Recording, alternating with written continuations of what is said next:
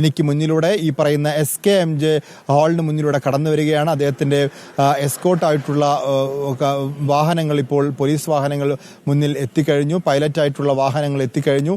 ഇനി അദ്ദേഹത്തിൻ്റെ പൂർണ്ണമായ കോൺവേ അല്പസമയത്തിനകം ഇങ്ങോട്ട് കടന്നു വരും. ആ കോൺവേ കൽപ്പറ്റ നഗരം വിട്ടു എന്നാണ് മനസ്സിലാക്കാൻ സാധിക്കുന്നത്. അതിനുശേഷമായിരിക്കും കലക്ട്രേറ്റിലേക്കുള്ള റോഡാണിത്. ഇതാ ഇപ്പോൾ അദ്ദേഹത്തിൻ്റെ വാഹന വ്യൂഹമാണ് കടന്നു വരുന്നത് എന്നാണ് മനസ്സിലാക്കാൻ സാധിക്കുന്നത്. ഔദ്യോഗിക വാഹനങ്ങൾ കടന്നു വരുന്നു. നരേന്ദ്രമോദിയും മുഖ്യമന്ത്രിയും കേന്ദ്രമന്ത്രിമാരും സഞ്ചരിക്കുന്ന വാഹന വ്യൂഹം എൻ്റെ മുന്നിലൂടെ കടന്നു പോവുകയാണ്. സ്വാഭാവികമായിട്ടും SKMJ ഗ്രൗണ്ടിലേക്ക് അദ്ദേഹം കയറിയിട്ടില്ല. അദ്ദേഹത്തിൻ്റെ വാഹനം നരേന്ദ്രമോദി ഇതാ ഇരു കൈകളും കൂപ്പിക്കൊണ്ടാണ് അദ്ദേഹം കടന്നു പോയിട്ടുള്ളത്. മുഖ്യമന്ത്രിയുടെ വാഹനം തൊട്ട് പിന്നാലെയുണ്ട്. കേന്ദ്രമന്ത്രിമാർ അദ്ദേഹത്തിൻ്റെ കൂടെയുണ്ട്. നരേന്ദ്രമോദി ചീഫ് സെക്രട്ടറി ഉണ്ട്. ഇതാ ഗവർണറുടെ വാഹനം കടന്നുപോയി. തൊട്ട് പിന്നാലെ മുഖ്യമന്ത്രിയുടെ വാഹനം കടന്നു പോകുന്നു. സുരേഷ് ഗോപി, ചീഫ് സെക്രട്ടറി വേണുഗോപാലിൻ്റെ വാഹനം പോയി. സുരേഷ് ഗോപിയുടെ വാഹനമാണ് ഇപ്പോൾ കടന്നുപോയിട്ടുള്ളത്.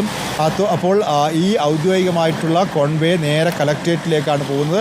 കലക്ട്രേറ്റിന് മുന്നിൽ ദീപക് മോഹനുണ്ട്. ദീപക് മോഹൻ്റെ ക്യാമറ അവിടെ വയനാട്ടിലെ യൂണിറ്റ് തയ്യാറാണ്. അപ്പോൾ കലക്ട്രേറ്റിൽ മുൻനിശ്ചയിച്ച പ്രകാരമുള്ള യോഗം നടക്കും എന്ന് അതെ രഞ്ജിത്ത്, ആ ദൃശ്യങ്ങൾ നമ്മൾ കാണുന്നുണ്ട്. ദീപക് മോഹൻ ആ ദൃശ്യങ്ങൾ നമ്മളിലേക്ക് എത്തിക്കുന്നു.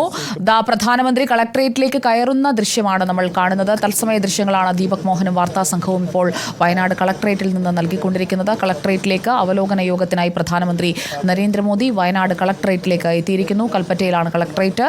ദീപക് മോഹനും വാർത്താ സംഘവും അവിടെ തന്നെ തുടരുക.